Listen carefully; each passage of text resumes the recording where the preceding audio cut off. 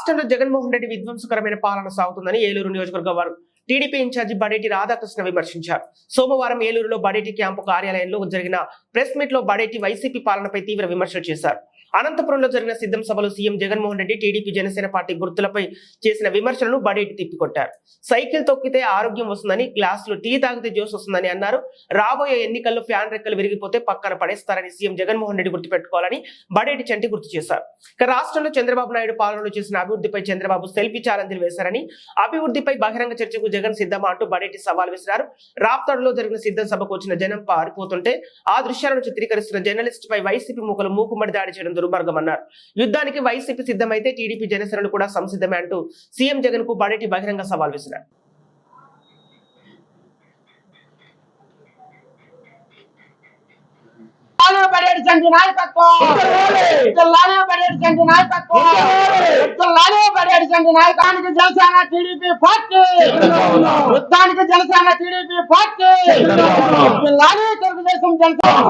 యుద్ధానికి TDP Janasena party, యుద్ధానికి TDP Janasena, యుద్ధానికి జనసేన టీడీపీ పార్టీ, యుద్ధానికి జనసేన టీడీపీ పార్టీ. చంద్రబాబు నాయుడు నాయకత్వం, నారా చంద్రబాబు నాయుడు నాయకత్వం, నారా లోకేష్ బాబు నాయకత్వం.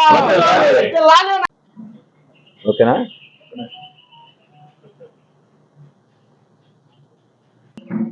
మరి ఏదైతే జగన్మోహన్ రెడ్డి గారు అనంతపురంలో జరిగిన సభలో, సిద్ధం సభలో, మరి ఇది వరకు లోగడ చంద్రబాబు నాయుడు గారి హయాంలో ఏమి అభివృద్ధి జరిగింది, అన్నీ కూడా అబద్ధపు మాటలని చెప్పి ఏదైతే సిద్ధం సభలో అసద్దం మాటలు మాట్లాడుతున్నారో దాన్ని తప్పనిసరిగా మరి తెలుగుదేశం పార్టీ నాయకులందరం కూడా మేమందరం కూడా ఖండిస్తున్నాం.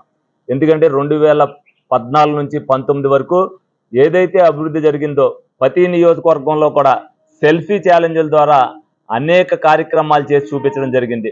మరి అవన్నీ కూడా జగన్మోహన్ రెడ్డి గారికి కనిపించినట్లేవు. ఏదైతే మళ్ళీ ఎలక్షన్లు వస్తున్నాయో ఇది వరకు అభద్రతాభావంతో మరి ఉన్నాడు జగన్మోహన్ రెడ్డి గారు. ఒకప్పుడు 2 సంవత్సరాల పరిపాలన అయిన తర్వాత ఎంతమంది కలిసి వచ్చినా సరే నా ఇంటికి కూడా పేకలేరని చెప్పి మాటలు మాట్లాడిన సందర్భాలు ఉన్నాయి. ఇప్పుడు వచ్చేసరికి మరి అందరూ కలిసి వస్తున్నారు, నన్ను ఒంటరి వాడిని చేశారు అని చెప్పి మళ్ళీ కళ్ళబొల్లి మాటలు చెప్తున్నాడు. మరి ఆ రోజున ఇంటికి కూడా పేకలేనని అన్న మాటలు అన్న రోజున మరి ఆయనకి తెలియలేదా ఈ రోజున ఎలక్షన్ వస్తుంది, రేపొద్దున ప్రజలందరూ కూడా తిరగబడతారు, మన పరిపాలన ఏ విధంగా ఉందనేది ప్రజలు చూస్తారనేది గమనించుకోకుండా ఆ రోజున ఏదైతే అటువంటి మాటలు మాట్లాడారో ఆ మాటలకి వాళ్ళ మూల్యం చెల్లించుకోక తప్పదని తెలిసిపోయింది. ఏదైతే మా చంద్రబాబు నాయుడు గారు బహిరంగ చర్చకు సవాల్ ఇసిరారో ఆ సవాల్ని స్వీకరించి బహిరంగ చర్చకు సిద్ధమైనా అవ్వాలి, లేదంటే రాజీనామా అయినా చేయాలి. ఎందుకనంటే వాళ్ళు నాడు నేడు అని పెట్టారు. 31,000 బళ్ళు ఇవాళకి కొన్ని పునాదుల్లో, కొన్ని స్లాబుల వరకు వచ్చి, కొన్ని మొండిగోడల వరకు వచ్చి ఇవాళకి ఆ స్కూళ్ళు నాడు నేడు అని ఏదైతే మొదలు పెట్టారో అది నిర్వీర్యం అయిపోయింది. ఆ బడుల్లో కూడా జనం బడిలోకి వెళ్ళే పరిస్థితి లేక వాళ్ళు మళ్ళీ ప్రైవేట్ స్కూల్ వైపు చూస్తున్నారు. అలాగే డిఎస్సి ప్రతి ఏటా కూడా విడుదల చేస్తానన్నాడు. మరి తెలుగుదేశం పార్టీ హయాంలో 150,000 ఉద్యోగాలు డిఎస్సి ద్వారా ఇస్తే వీళ్ళు మొన్న 4 సంవత్సరాల తర్వాత కేవలం 6,100 మందికి డిఎస్సి వదిలేరు. మరి అది కూడా అవుతాయో లేదో తెలియదు. ఎలక్షన్ కోడ్ వచ్చి అవి కూడా ఆగిపోతాయేమో అనే ఉద్దేశంతో మాకుంది. ఏదైతే అంటే సైకిలు, గ్లాసు ఎందుకు పనికిరావు అని ఆయన ఏం చెప్తున్నారో, సైకిల్ తొక్కితే ఆరోగ్యం వస్తుంది, టీ తాగితే ఖుషి వస్తుంది, కానీ ఫ్యాన్ రెక్కలు ఇరిగిపోతే ఏమవుద్ది, అలాగే ఫ్యాన్ ముట్టుకుంటే షాక్ కొట్టే పరిస్థితులు ఎలాగున్నాయనేది ప్రజలందరూ కూడా చూస్తున్నారు. ఎందుకంటే ఎదటి వాడిని విమర్శించేటప్పుడు మనకు అది ఒక ఏళ్ళు మన ఎంక చూపిస్తే 5 ఏళ్ళు మన ఎంక చూపిస్తాయి అనేది తెలుసుకోకుండా మాట్లాడే మాటలో ప్రజలు అసహించుకుంటున్నారు. మరి ఎన్ని తెలుసుకోవాలి జగన్మోహన్ రెడ్డి గారు. ఆ రోజున ఎన్నైతే నిధులు తీసుకొచ్చారో పంచాయతీల్లో కానీ పట్టణాల్లో కానీ రోడ్లు ఏ విధంగా అయితే వేశారో అందరూ కూడా చూస్తాం జరిగింది. అలాగే పోలవరం 71% పూర్తి చేస్తే కనీసం 1% కూడా ఈ 5 సంవత్సరాల్లో పూర్తి చేయలేని అసమర్థ ముఖ్యమంత్రి ఎవరన్నా ఉన్నారంటే జగన్మోహన్ రెడ్డి గారే. ఎందుకనంటే రాజధాని ఆ రోజున మరి మొదలుపెట్టి అనేక బిల్డింగ్లు కట్టి పెడితే దాన్ని మరి కూలగట్టుతో మొదలుపెట్టి రాష్ట్రాన్ని సర్వనాశనం చేసిన వ్యక్తి జగన్మోహన్ రెడ్డి గారు. ఇవాళ ఆయన అభివృద్ధి గురించి కానీ తెలుగుదేశం పార్టీ గురించి కానీ మాట్లాడే నైతిక హక్కు అతనికి లేదు. సొంత చెల్లి కూడా ఈ రోజున ఆంధ్ర రాష్ట్రం సర్వనాశనం అయిపోయిందని చెప్పి సొంత కుటుంబ సభ్యురాలే చెప్తుంటే దానికి సమాధానం చెప్పలేక సిద్ధం సభల్లో ఏం మాట్లాడుతున్నారని అందరికీ కూడా అర్థమైంది. ఇవాళ సిద్ధం అని ముందుకు రావటం కాదు, ప్రజలందరూ కూడా యుద్ధం చేయడానికి ఎప్పుడో సిద్ధం అయిపోయారు. అలాగే ఏదైతే గద్దె దింపడానికి కూడా ప్రజలందరూ కూడా సిద్ధం అయిపోయారు. ఎందుకంటే ఆయన సిద్ధం అని ఏదైతే పేరు పెట్టుకున్నారో ఆ సిద్ధం ఆయనకే ఉపయోగపడింది.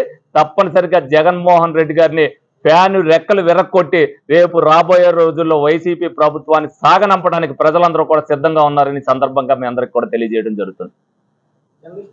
సిద్ధం సభలకి జనాలు వచ్చేస్తుంటే మరి మీడియా సోదరులందరూ కూడా మనం అందరం ఇక్కడ కూడా చూస్తున్నాం. తెలుగుదేశం పార్టీ సభలకు ఏ విధంగా వస్తున్నారు, అలాగే సిద్ధం సభలకు ఏ విధంగా వస్తున్నారు అనేది.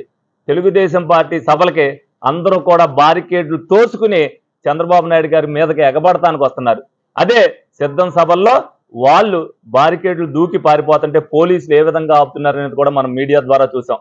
ఇటువంటివన్నీ చిత్రీకరిస్తున్నారన్న ఉద్దేశంతో వాళ్ళు ఏదైతే అరాచక శక్తులతో మరి విలేకరుల మీద కూడా, అంటే అంతకుముందు ఒక దాడి జరిగింది, నిన్న రాప్తాడు సభలో కూడా దాడి జరిగింది. ఎందుకంటే విచక్షణారహితంగా మీడియా వారిని మనం కొడితే రేపొద్దున ఏం వార్తలు వేయరన్న ఉద్దేశంతో ఏదో అంటే మీడియా వారి పట్ల వాళ్ళకి గౌరవం లేదు.